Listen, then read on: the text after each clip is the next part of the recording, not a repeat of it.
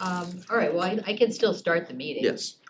Okay, I'm going to call to order the March 18th meeting of the Transit Riders Advisory Committee. Good afternoon to all, and thank you for joining us, several of you in person and one, I believe, online. PSTA has developed several methods for ensuring the ability of the public to comment prior to or during the virtual meetings. It has established these options. During the meeting, the public can provide public comment via telephone by calling 1-346-248-7799. The meeting ID is 881-0420-6012. Individuals will be able to speak for 3 minutes during the public comment period. Again, to make a public comment during the meeting, members of the public should call that number 1-346-248-7799. The second option allowed for the public is to submit written comments prior to the meeting, although I'm not sure that we've gotten any comments prior to the meeting. And then the third option would be for them to submit comments via email before the meeting. Again, have we gotten any? No. No. So now we're gonna move forward then with our meeting. First is my report. And in the interest of time, I'm going to briefly talk about some of the subjects covered at the February 2025 PSTA board meeting.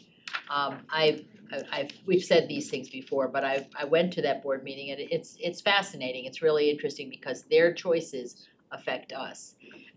And so I very much enjoyed sitting through the last two board meetings. They had received the same presentation that we saw last month on the Connected Community Bus Plan. Plus, there was the opportunity for citizens to comment too. That occurred during that board meeting. And there were a number of people that, voiced their concerns with some of the changes that are planned. And some people that shared some compliments on the very well-researched program. And then there was also updates on the City of St. Pete's Pier Electric Tram project, which PSTA will be involved with. There is already a tram there, but they're going toward an electric tram on the pier.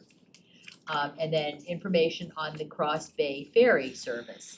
And that's one that I think we're all waiting for, hopefully that to all come through with the funding, so because that's another nice option for all of us.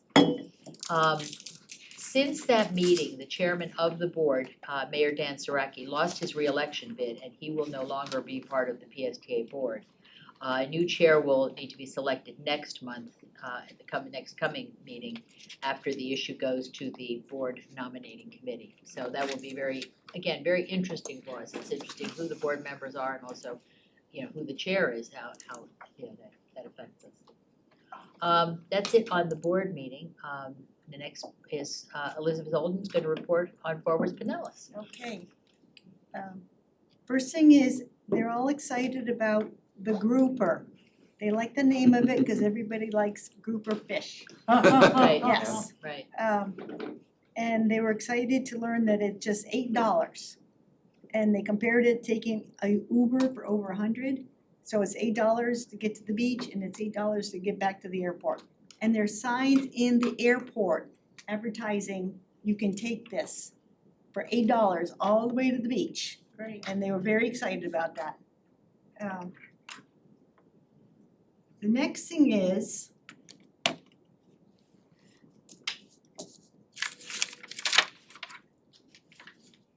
transportation alternative applications. The Transportation Alternatives Program uses federal funds to construct pedestrian and bicycle projects, as well as infrastructure to improve non-driver access to transit, which reminds me of Jacob. He's gonna tell us about taking transit. This year, Forward Pinellas received the following 3 applications from the City of St. Petersburg. if you want more info, there's places to go to check it out. So that's called Transportation Alternatives. The next thing is what used to be Safe Streets, has a new name. Now in its 9th year, Fort Pinellas updated the program from the Complete Streets Grant Program to Local Government Grant Program. Keep that one straight. Fort Pinellas received 1 application for concept planning funding and 4 applications for construction funding. City of St. Petersburg, 2 in Pinellas Park, 1 in the city of Clearwater, and 1 for Pinellas County. And again, there's places to go to check out more information. And then a sad thing is, there was a statistic for the last 3 years on fatalities. There are more fatalities in 2024. Part of the explanation is that officers are getting better at describing the accident, what had happened. And they're checking more accurately the boxes of who was at fault and who hit what and whether it was an injury or a fatality. Okay, fold it. Crashes involve both non-motorized vulnerable users, which would be bicyclists and pedestrians, and crashes that involved e-bikes, e-scooters, and other small motorized devices. And that's what the officers are getting better at describing, especially those 3 electric vehicle Right, scooters. yeah. And that's it. Thank you very much, Elizabeth. You're welcome. Yeah. Yeah, and that whole Safe Streets, it's unfortunate that the naming is changing on that, but that's something that very much ties with all of what we've talked about and, you know, as pedestrians. By the way, we do have a quorum, so thank you. Oh. whoever- Jay and Peter came, yeah, so no, thank you, I'm glad you're all here. Okay, so our next action is we need to approve the minutes from both the January and February meetings. Did you all see those online? Did you get copies of them? Cause I know I printed them out, but I don't know if you all had a chance to look at them. They seem very accurate. I mean, I don't think, I didn't see anything, Move but, approval. Second. okay. All in favor? Aye. Aye.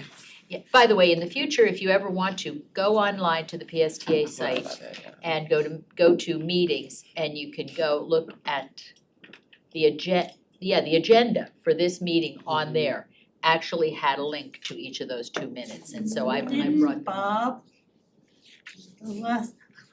didn't I email you like last Friday, and it's not February, it had nothing for the April meeting on the PSA website? Oh, you On just the said, you said we didn't have any meetings. They had it for February, but not for the one in April yet. So you emailed me the agenda. Yeah, we didn't- Yeah, This as is the of, March. it was still changing, so we had changes, so the agenda was up late this month. But ultimately that was on there, but I had trouble finding it. did you have trouble finding? I guess, and I guess my suggestion, Bob, is can we send that in links? It'd be nice to have it the Friday before, that way you can prepare. All of us should have that in our email, yeah. Exactly, can that we way we get have those the in our the emails? weekend to get ready for the meeting on Tuesday. Yes. But I was out, I'm sorry, I was out Friday, so Yeah. I'll make arrangements so that didn't happen again. Okay, thank you. Yeah, but I did read through them, and if anyone wants to see them, I printed them out. I can circulate these now if anyone wants to see them. Is anyone interested in seeing the minutes? I trust that. Well, if you did. All right, thank you. Sure. Okay, so that's both of them. The motion was for both and Yes. you all approved both of them. Okay. our last action is to approve the approval of the updated connected community bus network. And I guess is Jacob going to take us through the updated plans? Usually the one about the meeting. Schedule 2 on and 1 off. Probably gonna do Oh, your item. excuse me, future meeting schedule. The proposal is that moving forward, TRAC holds one in-person meeting after every two virtual meetings. I thought that was the way we had it, that it was gonna be like once a quarter was gonna be an Well, in-person. yeah, now we're making it official. Yeah, I think Okay. I think that's a very good idea. Yes. To make it official, I need to have a motion that we have one in-person meeting after every two virtual meetings. So once a quarter, we'll have an in-person meeting. Could I have a motion on that? Motion. Okay, thank you, Rich. A second? I'll second it. Okay, second from Kim. All in favor? Excuse me. Anyone opposed? Okay, you're opposed, Conrad is opposed? Okay. All right, well, the motion carries. Okay, thank you. All right, so then, I'm sorry, so the next thing then is, I like coming up here. Now we're oh, getting. well, they You all wanna be up- used to be in Yes. person, but I think it's, for a lot of us, it's easier, and especially the people who are working. Okay. So, meeting guidelines, right, okay. So next, Jacob is going to present the latest on the community bus plan. Alright, thank you, Chair, and good afternoon, everybody. Once again, I'm Jacob Labutka, Planning Manager here at PSTA.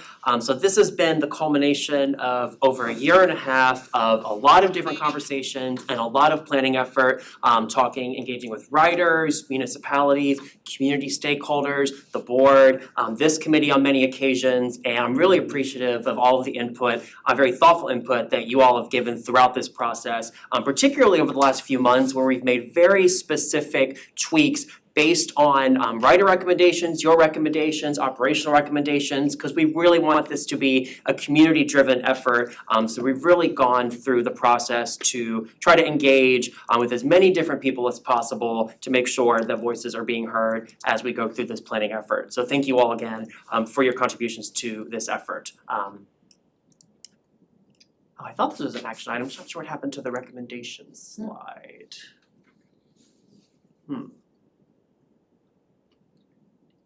Well, I guess I'll just pretend that there's a recommendation slide. Imagine a recommendation slide that says that today, both at this committee and at the planning committee, we're recommending approval of the connected community bus network. And we're also recommending approval for anytime we do a major service change. We're federally required to do what's called a service equity analysis. That is a component of Title VI of the Civil Rights Act.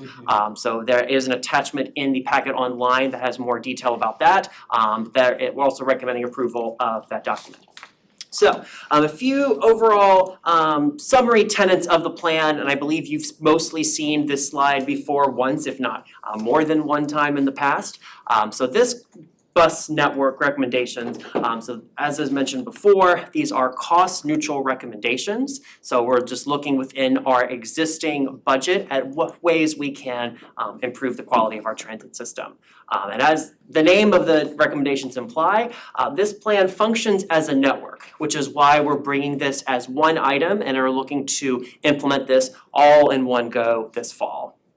And some of the major tenets of this plan for that we want for both existing and potential new riders of this system is that we want this to be clear, consistent, and connected, so to make the system easier to understand and usable to as many individuals as possible, of course within the current budget and network. And as I mentioned a little bit ago, anytime we do a major service change, we do have to do what's called a service equity analysis to assess the impacts of major service changes on low-income households and communities of color. As I mentioned, there's a very detailed report in the packet that goes through that. We did do that analysis, and we found that the recommendations do not create what's called a disproportionate adverse impact on Title VI communities. So essentially, the recommendations are spread across the board for the network changes in a nutshell. So shown here is a map of the existing network that you have probably seen in a lot of different iterations of this presentation before. I always just like to put this one right before the network recommendation slide for transitional purposes. So this is the culmination of a lot of work over the last year and a half. As I mentioned, much of it has come from conversations and feedback from you all, which is greatly appreciated. These are the 6 tenets that were kind of goals of this planning effort.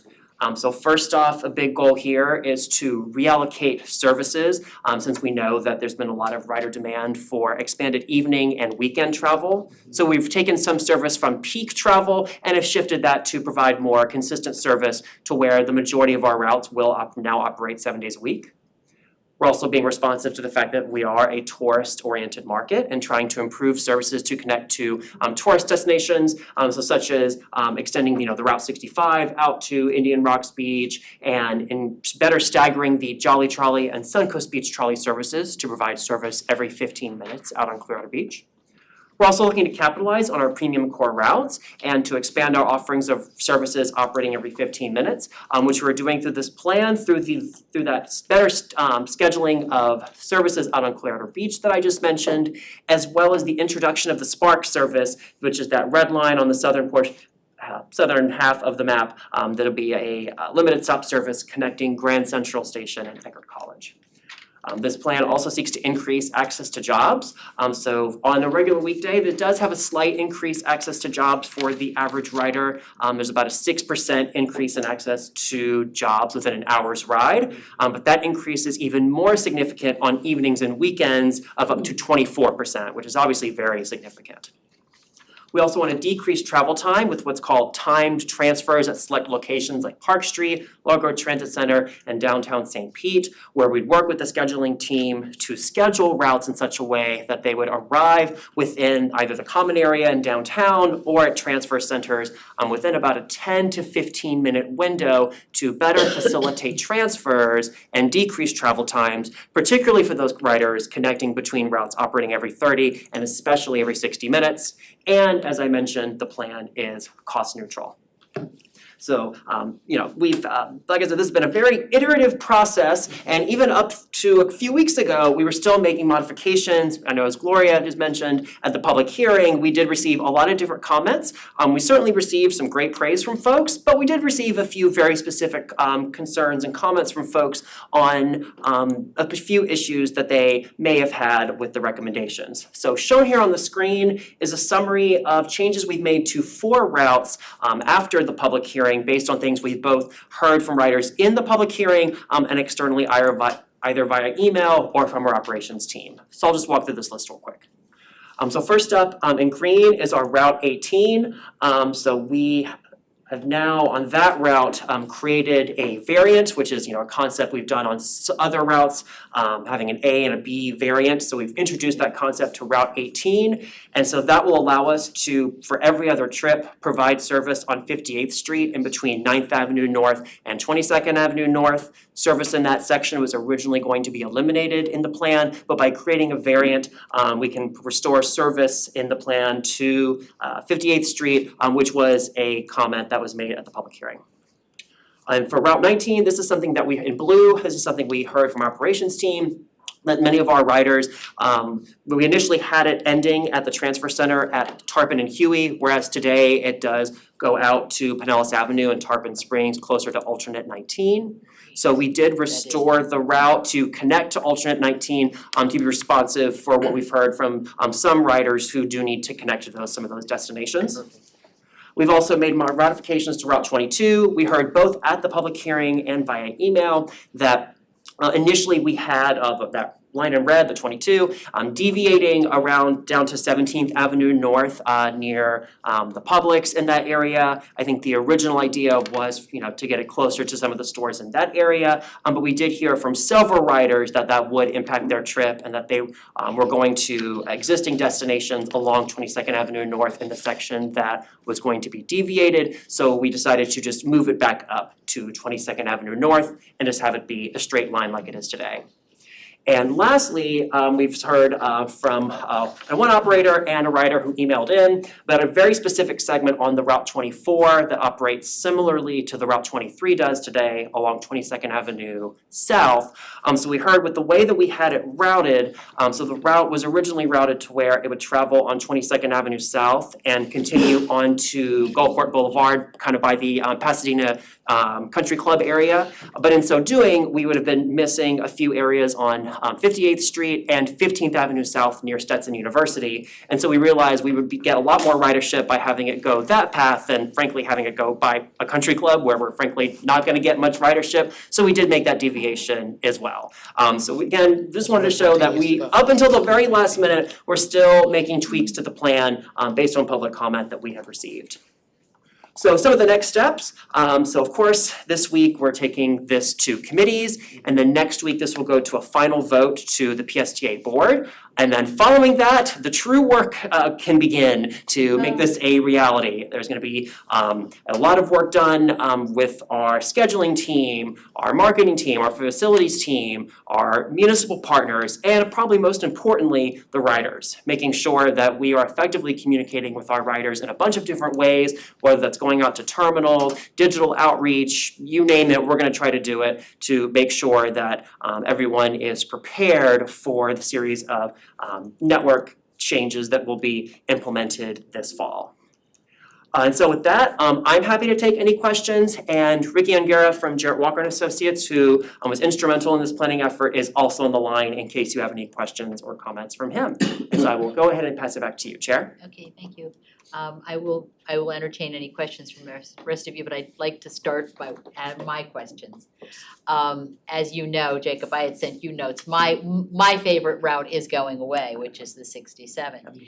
And it's leaving a area in Clearwater that has no fixed route bus service, much like what Safety Harbor had. That continues to concern me, and in fact, I looked at it. I actually said, okay, if I wanted to go to Safety Harbor, and I'm Joe, normal person, how do I do that? I couldn't find anything on the PSTA website about it. I couldn't find it on the transit app. I couldn't find it on Google Maps. I mean, Google Maps, if I said I want to take the bus, told me I could walk from like 19 to Safety Harbor.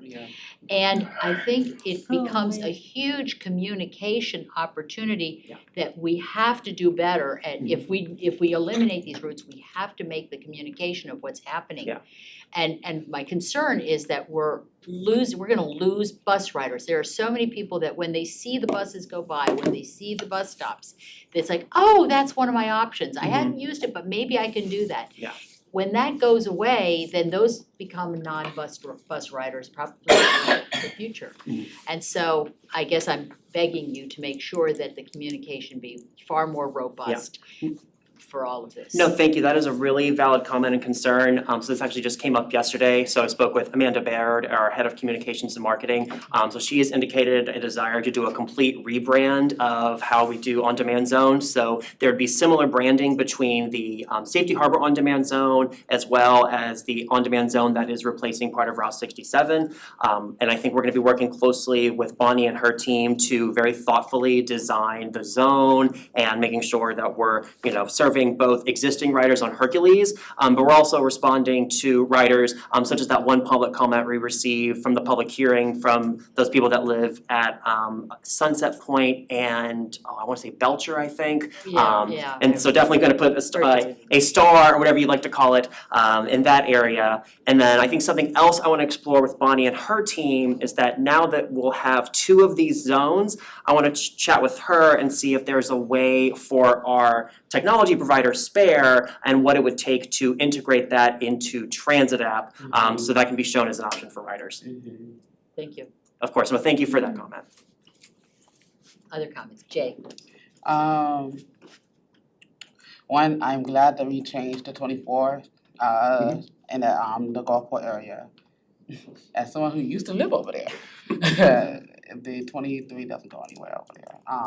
But I have a couple questions. What are we doing about downtown St. Pete specifically? Sure. So in downtown St. Pete, the biggest change that's happening is that under this plan, the number of streets that transit would operate on would be consolidated.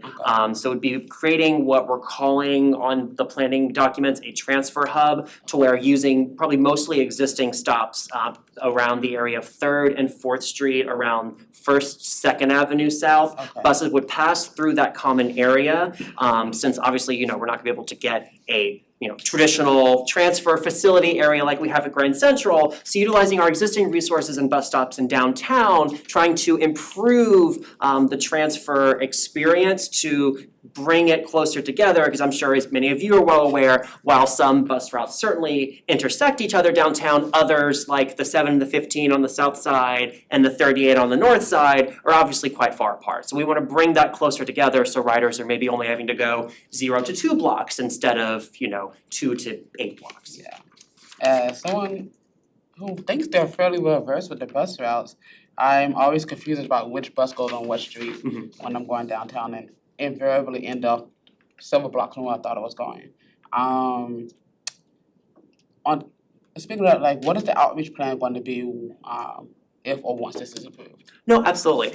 So I think they're gonna be trying to probably even do what we did in the planning effort, if not even more expanded. So I know we're gonna do probably go out to transit centers like we did with this previous planning effort. So I'm thinking multiple shifts at Grand Central, Park Street, Countryside Mall, et cetera, et cetera. I think we'll also plan to do bus ride-alongs, particularly on those routes that will change the most leading up to it. So doing that. A feature. I'll have to look at budget, see if we can do this, but Transit App also has a nifty feature where you can import your GTFS feed for, say, a future service change, and then you can have like a few weeks where you could actually see what your trip would look like in the new network. So I'm gonna try my hardest to try to get that pushed through, because that'd be a really nifty feature. But we're gonna do a really significant on the ground outreach effort to make sure that our existing riders know about the changes. And if you have any other ideas or places you think we should be, please let us know. Okay. Thank you. Other questions? Can I piggyback on that? Absolutely. We were also pulling the outreach plans from Miami and Jacksonville when they made their major changes. Okay. And we're gonna use their best practices as well. Okay. I think look at Houston too. They did a whole bus system change a few years ago. yeah. Yeah. Absolutely. Conrad? Yes. I understand that this may have some signs to be added or changed or whatever. Was there any consideration made to what I told you about because of the vandalism of some of the signs, to put it on up higher so that in the event that they do vandalize the bottom part, these vandals aren't carrying ladders around. Yeah. You can't, they can't screw up the top part, so to speak. So we're not, it bothers me because I like to use that thing with, I'm at stop number 6543, and it just seems like I've run into every one they vandalized for some reason. I mean, maybe I'm the one doing it, I don't know. That was my You know, take on people- that. You know, those people that walk in their sleep, I don't know what it's called, but maybe I'm going around doing it, but. I mean, I will say, it's not gonna stop me, because I'm about at level with the bus stop sign, but I'm also not the height of the average rider. No, so I will say to your comment, so it's not something that we have looked into yet. However, we are tomorrow having internal meeting to start discussing what the route classifications will be and how we'll identify the routes in the new system. And also a big part of that conversation is going to be the bus stop signage, so I will make sure to bring that up during tomorrow's meeting. And then another thing, they put those schedules so tall, you gotta be Shaquille O'Neal sometimes to read them. Can they not lower them a little bit? I can ask about that. Especially for wheelchair They're, users. I mean, even, what about little No, people? yeah. I'm pretty sure that little people can't see anything. And they only gotta come down like a foot or something to accommodate, I mean, it's not a big deal, I don't think, but for some reason, they've got them all the way up into the ceiling. No, thank you for that comment. I'll definitely take that back to the team. I'll say, and I promise, I'm definitely not the one that designed the bus stop signs, cause Okay. you know, if anything, it would probably be a little bit higher if I had been the one to design it, but. Gotcha. Okay, we have two people online, 2 or 3. Does anyone online have any questions? I see Maxwell, I see Ramon. Okay. Anyone else in the room? Oh, Richard, yes. So how often does this happen, this community bus plan? Sure, so we typically do this about every 5 years. So we have this coincide along with a federally required onboard survey that allows us to have like a statistical profile by route and system-wide of who our riders are. So we typically tack this effort onto this to like kind of take a look at our route structure and look how we can make modifications. I can tell you just based on my experience here for 8.5 years, this is definitely probably the most significant number of changes we've made in the planning effort. So my timeline might be off here. When were the Rays supposed to be moving into their new stadium? Oof. 2018, 19, something like that. 2028? 28, 19. I was like, what year is it? Yeah. Cause I'm wondering, was this plan developed with the idea that they were going to be playing down there? Yeah, so, And what can I finish? sorry, I apologize. And so I'm wondering if it was, now that we don't know what the future holds, is that gonna affect the plan? Or is it, or is there gonna be something that can be, is it gonna be flexible if they're not gonna be there? Absolutely, also I apologize for the interruption. No problem. So that is a great question, and this actually did come up in several meetings with the city of St. Pete, and I made it a point, since there was a lot of uncertainty around it, to not specifically plan for the development. Because this effort happens every 5 years, frankly, by the time that there would be a significant amount of development to warrant a service change, it would probably be time for the next community bus plan. So I made the decision with the team to defer that for the next planning effort. And honestly, it's a good thing that we did. Yeah. By the way, I did notice, I think that Maxwell has a question, he has his hand up. Yeah. Maxwell, can you hear us and can we hear you? We cannot hear you. Is it speaking? I know there's a special kind of a setting too that can be done on that, but He's on mute. I don't know what that is. Maybe he's muting himself, No, he's on mute. No, he's, yeah, there, his lips are moving. yeah, And Ricky's talking. yeah, that's we not it. we still can't hear you. He's trying to help to test the audio. Yeah, we can hear him. Oh, there- Oh, That, there's a, okay, I say Ricky, if you're helping to answer his questions, thank you. okay, I'm sorry, what was that? It's not like we're getting any audio. He's fixing the audio? Yeah, he's trying to figure out if we can get audio. I know there's a special setting, cause that same Can I thing make a happened comment in while our we're meeting. waiting? So I was prepared to vote no today, and it's because I'm losing, so there's 5 trips an hour that go within a half mile of my house. Mhm. The closest route is 4/10 of a mile, right? So it's not close. I used to have a bus that would come down 17th, this is many years ago, does anybody even remember? Went down 17th from Tyrone Boulevard, it was a long time ago, right? I think it's the 20 now. Anyways, but Wow, so it's going down from 5 trips to 2 trips within a half mile. Now with y'all reconfiguring the 18, you know, I'm gonna vote to approve, you know, yes.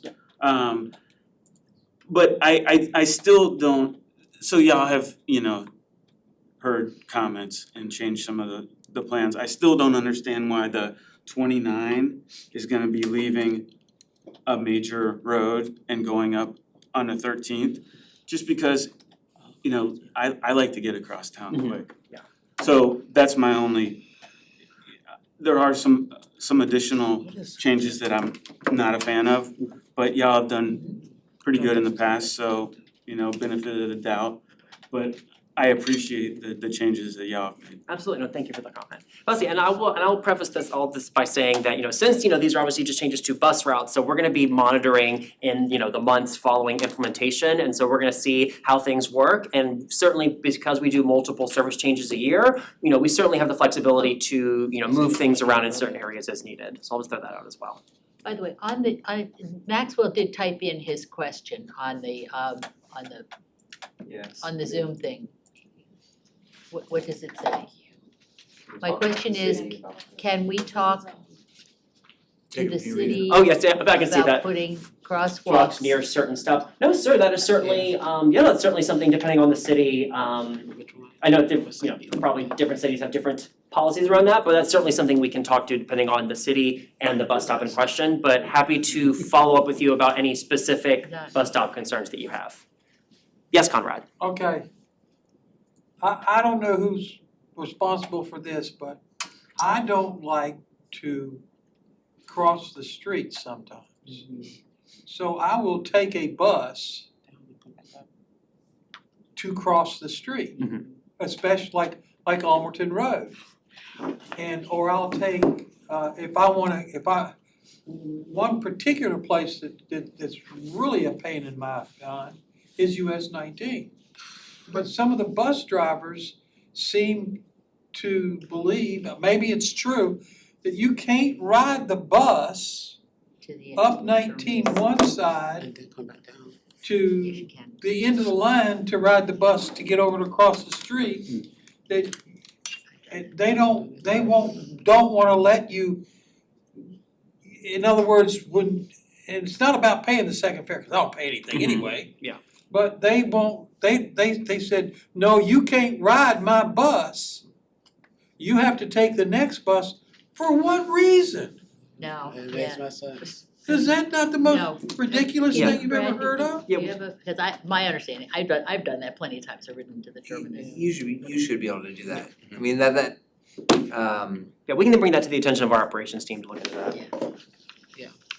You know, there it's is a like, if policy, you're there going, is a if you're taking. policy for people that have ridden that are just riding the bus. Exactly. And sleeping or whatever, or Right. enjoying the air understand conditioning. Dude, But the bus driver ought to look at me and say, I really don't wanna cross 19. I don't have my backpack and all my belongings with me. And I'm not riding the bus, it's not the sixth trip I've made round trip.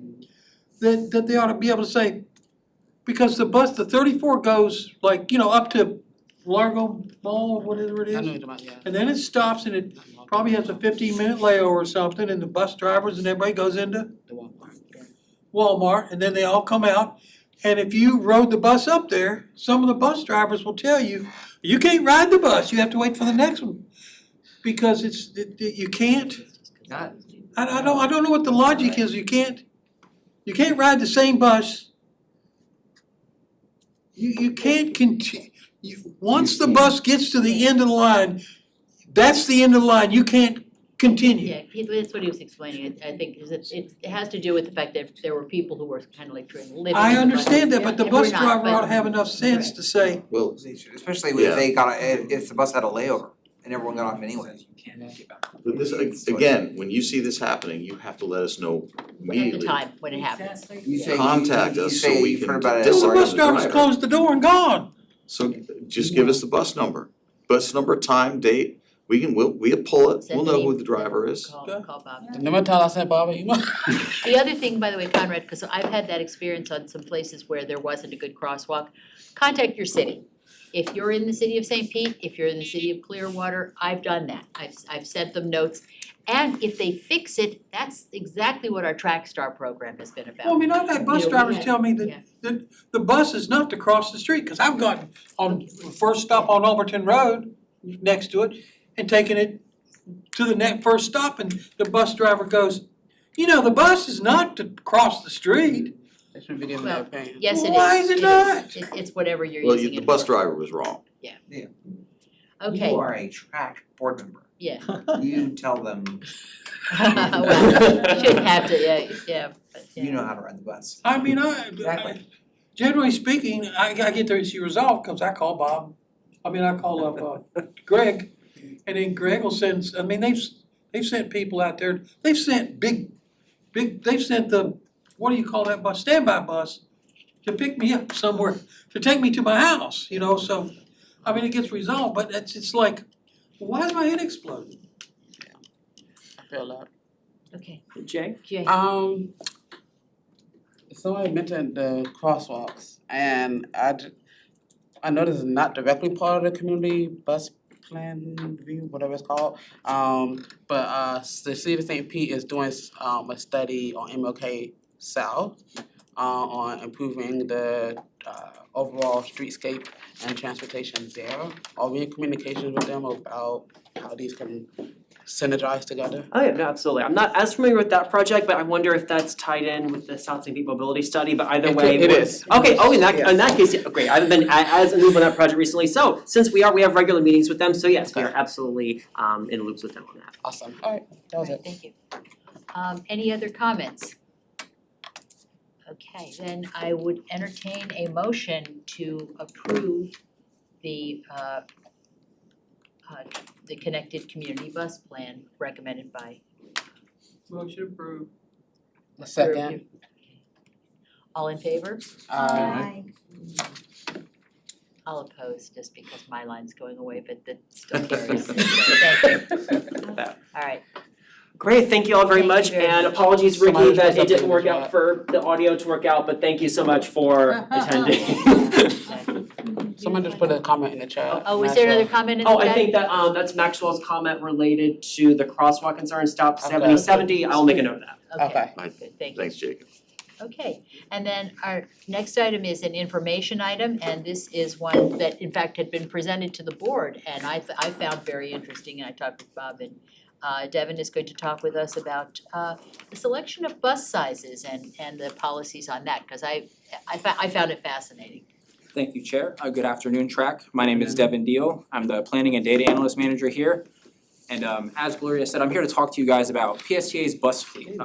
How many of each bus we have, what goes into choosing a bus, and all of those things. So I will start off, first of all, these are a few of our vehicles. In the top left, you see that is a 40-foot electric bus. Those have about 38 seats. All of our 40-foot buses are not electric. We have diesel, hybrid, and electric. And we have 120 40-foot buses. In the top right over here, you see a 35-foot hybrid bus. Again, our 35-foot buses are not only hybrid, we have them in electric, hybrid, and diesel. But those have about 32 to 35 seats depending on the model, and we have 50 35-foot buses. In the bottom left, you see a 30-foot diesel bus. We only have 3 of those are all diesel, and they have 26 seats. And then in the bottom right, you see one of our 25-foot vehicles. Those have about 12 seats, and we have 8 of them. We have a few specialty buses. We have 20 trolleys that are dedicated to the Suncoast Beach Trolley going from Park Street and Clearwater down to 75th and Gulf and St. Pete Beach. And then we have them on the Central Avenue Trolley as well from Grand Central to downtown St. Pete.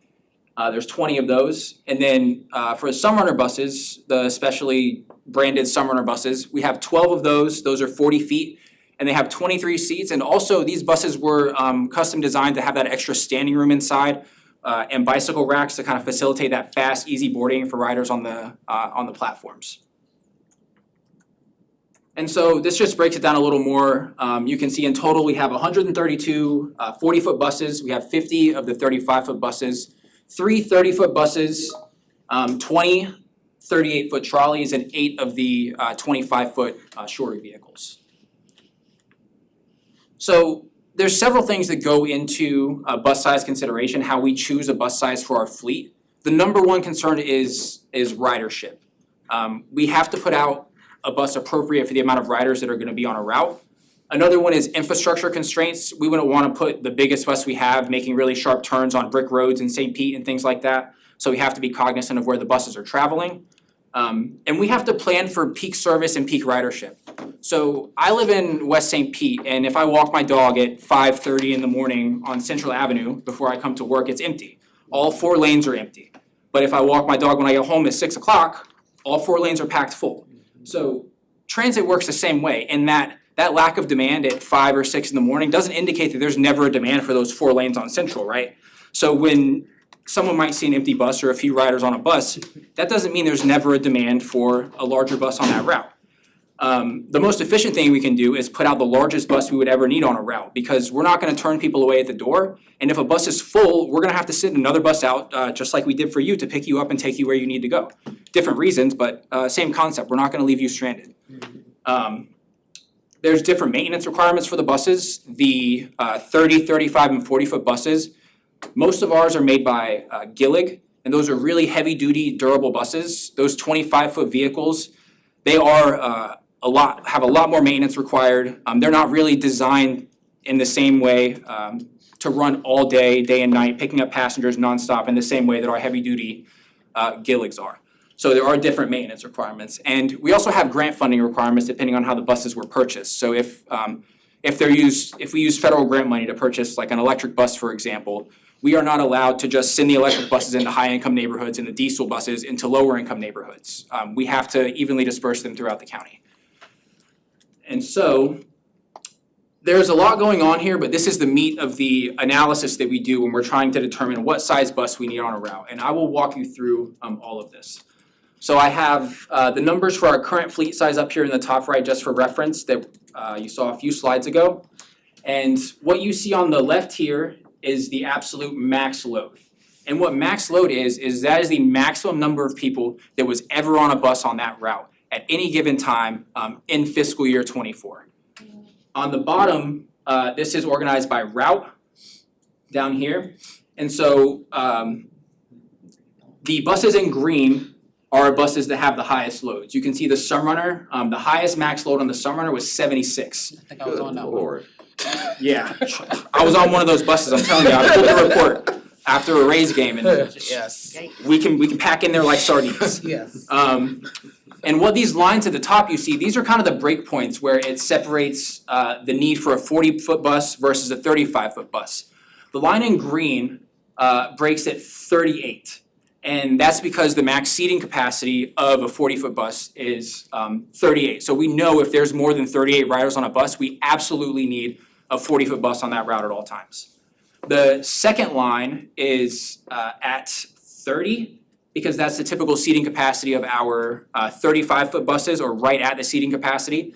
And the next ones you see are buses in orange that never exceeded a max load of 30 at any point. So those could be candidates for the smaller buses. So green are the routes that had a max load over 38 where we absolutely need a 40-foot bus. Blue are the routes that had a max load over 30 but under 39. So those are candidates for a 40 or a 35-foot bus. And then the ones in orange are routes that never exceeded a max load of 30. So again, those would fit the 35 and 30-foot buses. And at the bottom, we calculated the number of each bus size that we would need and factored in the required spare ratio of 20%. So we need about 200 buses to run our service, and we have 213. So we're right about where we should be. And this, I told you we pack in there. This is some photos of us packed in on the Sunrunner. That in the top left is at Pride last year. This is our interim director, of PMO, BJ, on a packed Sunrunner, and that is me on another packed Sunrunner. So a few other things that go into this is cost. That's usually what's talked about when this is at the board level and other places, being cost efficient. But what we found is between the base models of our 30 and 40-foot Gillig buses, there is not a significant price difference. As you can see, this is from Jacksonville Transit Authority's most recent bus purchase. Their base 30-foot buses are $713,000 and their base 40-foot buses are $726,000. So only a $13,000 difference. And the number one cost of PSTA is the operator in the seat. Doesn't really matter what size bus they're driving, the most we're spending is on the operator. And so there is minimal cost difference. The useful life is a factor. The shorter 25-foot buses require more maintenance and have a lower useful life than our larger Gillig buses. And also reliability. We know those shorter buses that aren't really made to constantly be running transit end up in the shop a lot more. And so those are some of the trade-offs that we consider when we're talking about those larger vehicles versus the shorter ones. It's capacity, it's the operating costs, but we know that as an agency, we need to have a right-sized fleet and a diverse fleet to make sure that we're best serving the county. But also, one of the key considerations into going with those 30, 35, and 40-foot Gillig buses is they have what's called low floor. Those buses can drop down so that our mobility impaired riders have a much easier time getting on the bus. than they do walking onto these vehicles here. This isn't exactly the same as the 25-foot ones that we have, but I wanted an example of that wheelchair ramp or loading ramp that we have there for our mobility impaired riders. And things like a Busch Gardens ride when it takes you up, you know, if they're even working. They're often not And- working and the drivers don't know how to use them Right. correctly. I don't ride those buses anymore for that Right. reason. And I mean, even if they are working, the drivers have to stop these vehicles in traffic, get out, unload the ramp, load you guys on, get you on the bus, and then go and strap you in. And we're slowing down traffic, we're slowing down the trips. It's not really good for anybody. Correct. Compare that to something like the Sunrunner, for example, where you have nearly like even level boarding. That is what we're striving for on most of our system, and without low floor, we can't do that. So that is something we do not have in those 25-foot vehicles. And so for our next steps for this, the analysis is gonna change with the Connected Community Bus Network, if that's implemented. So we will be reconducting this analysis post-bus plan implementation, and we will be bringing these same kind of presentations to the board and committees anytime we're recommending bus purchases, so they know how and why we're making those decisions. And with that, I'm happy to take any questions. Questions? If the 25-footers are so problematic, why do we use them? Second. I mean, there's places where they work, right? In areas like Safety Harbor, it may be more efficient than a large bus, but we know it's not ideal for our riders. Well, and in fact, I would argue, because I would have been going to Safety Harbor and I would use the one up on Tampa Road too. What ends up happening is because it's so problematic, I just book an access ride, which is more expensive to PSTA. I would much rather use fixed route service. And so again, and recognizing that a decent percentage of our ridership is in fact mobility impaired. Our committee in fact is a Yeah. pretty good example of it as it is. Yeah. And so I think, yeah, those 25-foot ones don't work at all for like the likes of us. And that's what you're saying is exactly what we hear from riders whenever we talk to them about that, so. There have been, I use the 812 quite a bit to go to Tampa because we don't have bus service on Saturday. But there have been times where I have seen the big buses rather than the turtle tops being utilized on that route, which makes it, and I understand the danger factor because I'm always worried about somebody running into the rear end because where that turtle top stops along what is that road? Tampa and Hillsborough and all that, it's always dangerous, and I'm always thinking and I agree with the drivers that they don't like to do it, but you know, they tell me that it's not working, and I tell them I'm gonna call it in, then I'm gonna call, because you're not supposed to be driving this bus, you're supposed to check it, I'm gonna call it in, I'm gonna report you, and then all of a sudden, guess what? It works. You know, so maybe you can consider changing those turtle tops out for the 812 to run maybe those little big buses, I don't know what you call them. 30-foot ones? The little big buses. Those are, yeah, the 30 feet, Yeah. yeah. Low floor. Because then they have the you know, the ramp, but plus that big bus is instead of that little one. And I think also to your point, if the ramp actually is broken, on the turtle tops, you just can't use it, but on our Absolutely. Gilligs, the driver can manually fold out the Yes, ramp and so I've that seen that people happen can get too, on the yep. bus. Yes, Okay, sir. good, yes, Richard. I'm gonna pile on the turtle tops too because Man. you feel every bump on the turtle tops. It's rough ride. Also, I just feel like somebody's gonna faceplant getting off of that. And a lot of people have a hard time getting on who aren't using the access lift. I mean, I've heard multiple people complain Oh, yeah. about climbing up. So if Yeah. you didn't show how much money is saved on the 25-footers, but those are not very user friendly. Yeah, just for anyone, even if to go up and down those stairs, you're saying. Yeah, Yeah. that's what I'm saying, I feel like, Yeah. I might face plant getting off that someday. Stairs Well, are you gotta pretty get steep. your route, Richard, off the bottom there, What is it? Route 22. Yeah, make it less, make it less, Yeah, oh, 22 is low. It's going to, it's gonna get up. So are we considering getting rid of the 25-footers? Because the 30-foot, like when I'm thinking of 30-foot, I'm thinking about the ones that's all, bless you, Bless you. all side seats, like on the 5 sometimes they have all side seats, is that the 30-foot one? Like the, Oh, yes, Yes. they are. okay, yeah, that is miles above the 25-foot bus. The 812 is even showing more usage than the 5 and the 22. Oh, that's wild. mhm. Like, are we considering getting rid of those Go and switching figure. over A to little bit. the more than 30-foot actual buses? Well, and Madam Chair, it was good that you had this Devin give this presentation to this committee because there is there is a lot of pressure from the elected officials to save money everywhere we can and spend less money on the buses. And so Devin gave this presentation to them, but they're not necessarily riders and they don't understand the impact at least if we're gonna get a smaller bus for the orange routes that he's showing there, make sure it's a low floor. A proper bus, not Yeah, exactly. not a truck with a little bus on top. Well, thank you very much, Thank Devin, you. that Of was, is any other questions or comments?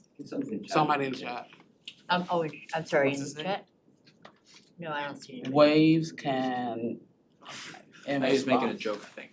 What is his name? Oh. It says he's waving his cane in response to the comment. Oh,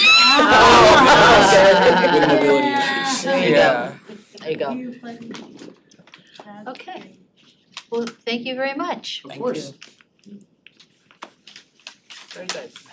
Okay, and then the last thing is Bob is going to talk with us about what our plan on our initiative about the ride-alongs with the board members. I'm supposed to have a slide here.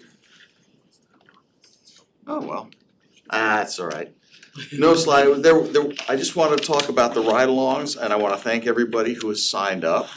But I've gotta say, there are only 4 people who've signed up to do a ride-along with board members, but we have still 5 board members. And I'll email this out to you all this week, probably tomorrow or Thursday, but we still need people to escort Patty Reed, she's the council member from Pinellas Park. Brian Scott, who's on the county commission. The new guy, Michael DeBreezy, he's from Largo, this will be his first meeting coming up next week. And Robert Walker, commissioner from Dunedin. So if you're in the area, if these are some of your local representatives, let me know, sign up, and then we'll have you go out. And we want you to have the autonomy to set this up and do it on your own. Doesn't have to be long, but the idea is just to introduce them to riding the regular system. And also these citizen appointee from the county, Barbara Hazelton, she hasn't been taken. Approximately how long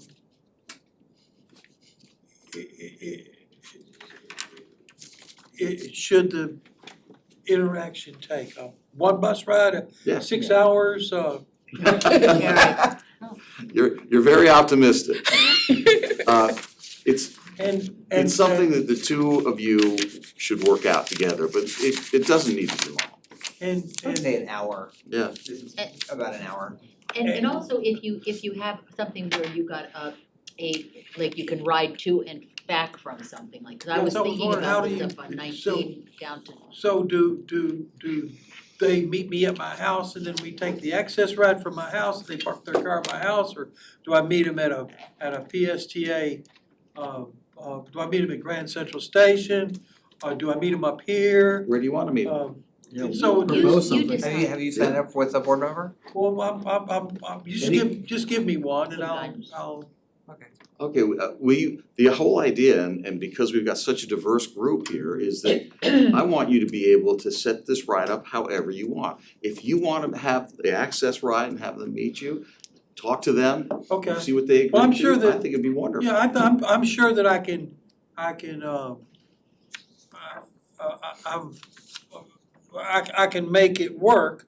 I just didn't wanna know, in other words, I didn't wanna take one bus ride, you say, well, Conrad, how come you only went on one bus, you know, you could've gone on, you know, cause I want you to come with me for a whole day, you know? And I wanna show you what the, No, but, getting a lot of these people even on one bus is gonna be a chore, okay. so that's Well- more than enough. What I was envisioning is that we would be able to, contact them and say, where's your office? Right. Do you want to go for when maybe we can meet them at their office and take a bus to, and also I wanted them to look at the transit app and say, okay, let's go from your office in downtown Clearwater and let's go to Clearwater Mall, okay, let's go to Target, cause I can show them some nightmare stuff there.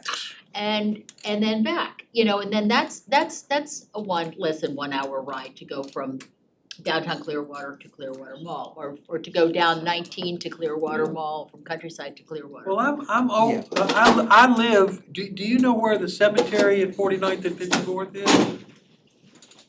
Bob, you know where the cemetery, Northside Yes. Hospital? You can spit, I can spit on that cemetery from where I live. Okay, So, for whoever you'd like to assign, or whoever, You say north whoever you side? think might work out, okay. that will be close by, just give me their name and number, and they'll let you know. And then I'll see if I can do that, and then please put your, sometime between now and the Elizabeth next has, 2 or 3 months, I'd like you to ride with me all day long. will I'm do being that. I am dead serious about that, I know you are. because I'm not calling you a liar or nothing, but I don't believe you've ever used those bathrooms. I know. okay, well, that's no, that's fine. Shucks, Okay, Elizabeth has a question. Yeah. Go ahead. Bob, I'll take the girl from Piles Park. Yeah, okay, you got it. Sign me Is up. that Patty Reed? Patty Reed. She's really nice. Okay. Yeah, sure, yeah. And she's very pro-transit. We could do 74 and we could do. Well, no. Well, maybe not. Yes, I you're mean- right, they are all You nice, have to but I'm say saying that she's specifically. She's looking out for me. Oh, that was good. And I'll pretty much take anybody that's. And we're not I've allowed to already drink. signed up for 3 of them, so I'm done, I'm at my max. Yeah, but you work, right? So- Yeah. Yeah, I don't work, and so I can make it. Don't you live somewhere near Dunedin? I do. I live in Countryside, so I can take, That's why. Oh, okay. I've got what? I've got so many? Thank you Yeah, so well, much. yeah, I'm trying to I spread don't that. care, I know, but Spread- yeah, spread the love. I Spread do, the I love. do. Oh, okay. Hey, I wanna name Robert Hazelton, even believe it or not, because she and I did have spoken. We'll give you a We used track to award. get sick. Okay, yeah, that's right. That's a track No, I star think- award I if think- ever. I think- If we get her on a bus, yeah. Didn't we used to Get get them sick? every Down quarter. for it, because nobody is. I will, All gladly. There's 10 rides on each one. Want a flak jacket for that? Oh, stop it. I have somebody I wish would Last 3 ride months. with us, but Yeah. what's her face who proposed to get rid of PSTA board last year? Yeah. I know. I know. Six. You're allowed to do that on your I own have a though. question. Isn't Oh, that you're what- talking, yeah, We used to yeah. get 6, and now we're only getting 3, did they change it? We were having meetings every quarter. We're having meetings more often now. So you'll get another. It'll be okay, right? Wait, no, it's supposed to be a monthly ride, that's what it says. Yeah. Yeah, it's once a month. Yeah, so that's 3. Well, she told me that she used to get 6, I used to get 6 too. Like you'd get 2 for each month. Right, Well, there's And more I used than to I get- use, but. so that would be, if we're getting them quarterly, Mhm. that's Yeah, every that makes 3 sense. months, that would be 2, 4, 6. Yeah. It's not. All right, we'll take They care can of it. arrange it. Okay, Okay, Thanks. all right. All right. Any other member comments? I think we're pretty much at the end of our time. I'm seeing if I have any.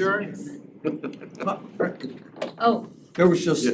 yeah, it came up in last meeting a little bit about whether, I don't know how to describe it, cleaning up bus stops or There was. Oh, that's gonna be another one of our initiatives. Yeah, but part of the that- initiatives. Yeah. And so, I mean, I did send out something to keep Pinellas beautiful. And Oh, you waiting to did? hear Oh, back. okay. A little bit because they don't really have that as a set option for stops. They mainly like want you to do specific types of Yeah. places. So I said this would be kind of a different thing for you to consider, Okay. but I think it can be done, you know. I'll get in touch with you offline, because Richard Powell's working on it too, Okay. and we'll see where we go Yeah, from there. that'll be. Yeah, just going back real quickly to what we were just talking about with the initiative of riding along. What if as you have a chance to speak with the board members, ask them what their perceptions of transit are. You know, I mean, I think it's really important for them to understand how important it is to all of us. And how important it is to people like us, to people with disabilities, to people who Yes. you know, there are many perspectives on why people ride. Some people ride from an environmental standpoint. It's like I really, you know, or you know, what I always like to joke that, you know, I wanna get a photo of me with a PSTA bus that says, this is our second car. You know, because there's no reason, I mean, technically we could have a wheelchair van and not, but we don't need to. I use transit. And so I think it's a really good chance again for them to not view transit riders as the other or as, you know, some kind of a non-existent thing, that we are real people and we value this service and we value it being as good as it can be, so. And one other thing, when we hook up, do we just tell the bus driver, hey, you know, you gotta let this person on because they're riding with me, or are you gonna give us a bus They should pass? have a thing. Or what's the deal?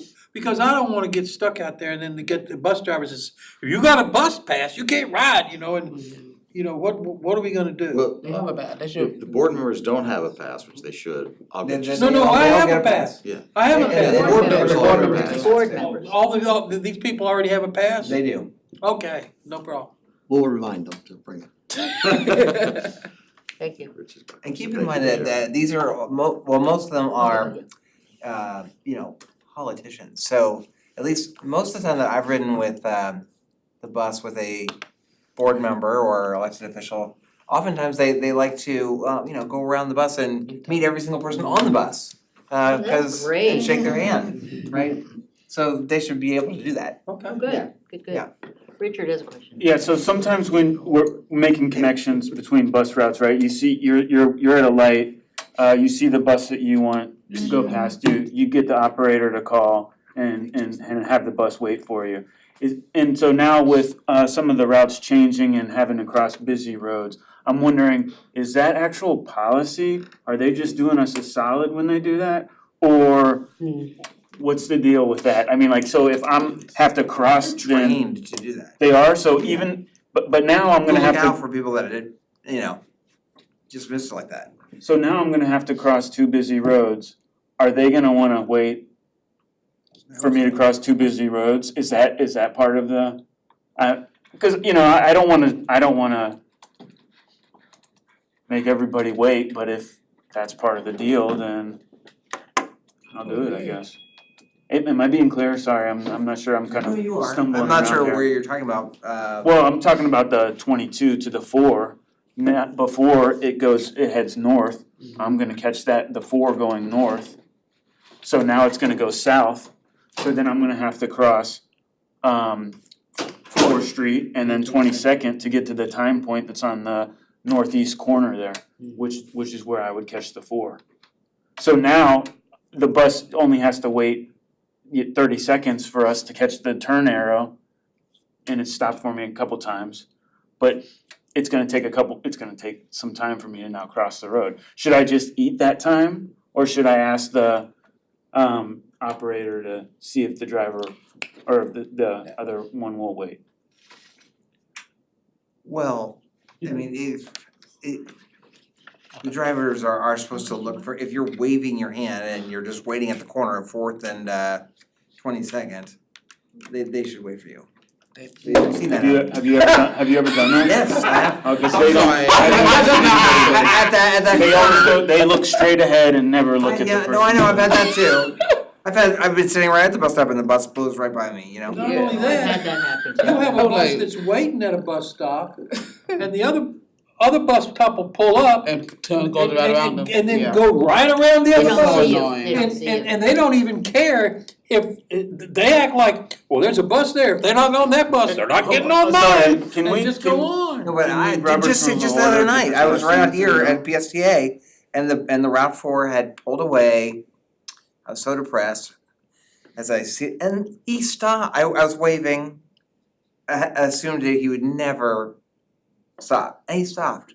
so not the waving part, I'm talking about the It's a good operator, day. having the operator call ahead. Yeah. Is that something I should continue to do? No, Yes. well, Or, yeah, yes, okay, thank you. but that's usually at, I thought that was mostly at transit, No. centers, no, not just at a time point, but.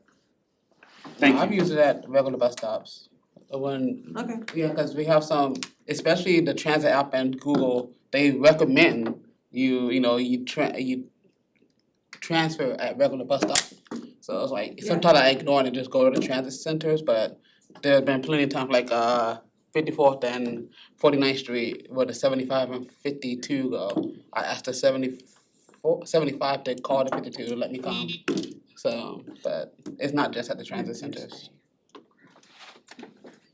Motion to adjourn. I'm sorry. Motion to adjourn, he says. Second. Yeah, we can adjourn the meeting now. Thank you, everyone. Thank Yeah, you. thank you. Thank you, everyone. Hello. And the next one will be remote. Yes, By the way, April 15th. April, oh, tax day? I'm at Although now in Florida, it's not, it's actually May 1st.